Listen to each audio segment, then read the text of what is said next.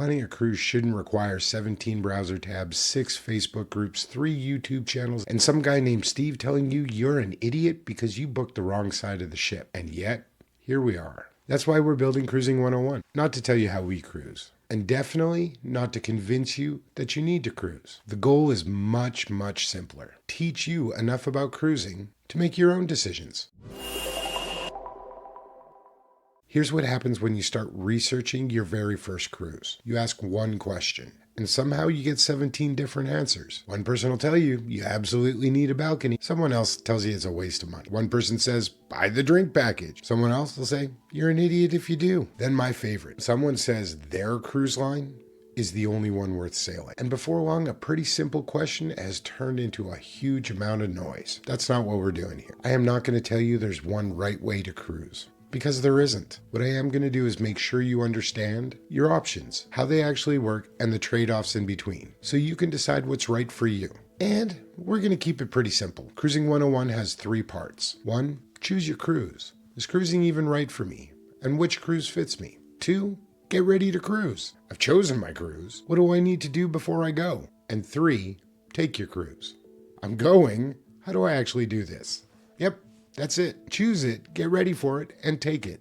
We'll start by figuring out whether cruising even fits the way you vacation. Then we'll figure out what kind of cruise you're actually looking for, and eventually choose one. Once you've chosen it, we'll walk you through getting it booked, planned, and getting you ready to go. And then we'll take the damn cruise. From arriving at the terminal, through life on board, port days, and eventually, unfortunately, they make you get off the ship and go home. Here is something important. You don't have to start at the beginning. If you're still trying to figure out if cruising's even right for you, start with choose your cruise. If you're already booked, you don't need us helping you choose the cruise that the confirmation's already sitting in your email. Jump into ready to cruise. And if you're leaving next week, or somehow you're watching this from your cabin, wondering what the hell am I supposed to do now? Go to take your cruise.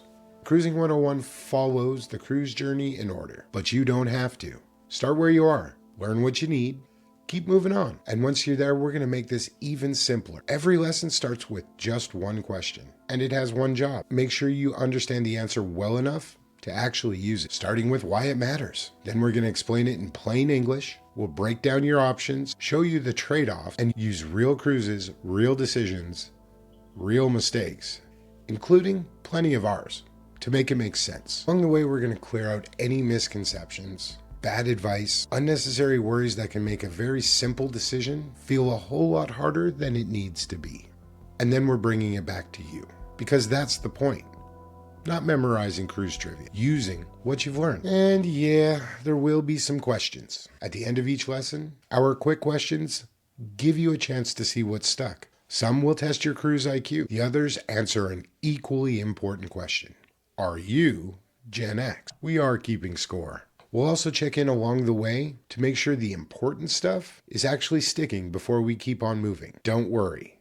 No one's putting this on a permanent record, mostly because I'm sure mine disappeared in 1987. Cruising 101 is designed to work whether you're watching or listening. The visuals will sometimes make it easier to understand. You shouldn't have to stare at a screen to follow the core lesson. So if you're watching while you're making dinner, driving and listening to the podcast version, or sitting down and actually following along, you will still understand what we're teaching. Some questions are going to take 6 minutes. Some may take 15. We're not going to stretch a simple answer into a 20-minute video. And we're not going to rush an important one just to keep the video short. The question will determine the lesson, not the clock. And there's one promise I want to make before we start. We're not here to sell you a cruise.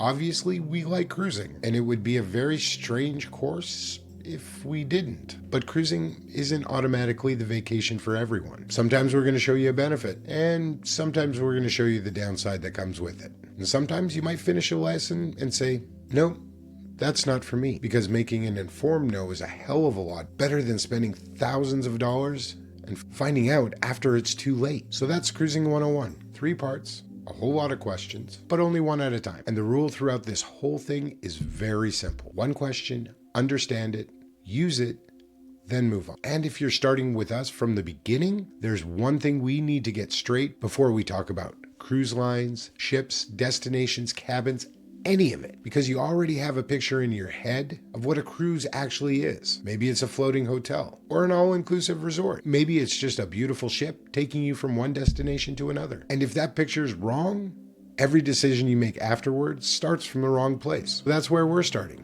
What actually is a cruise vacation? Let's go.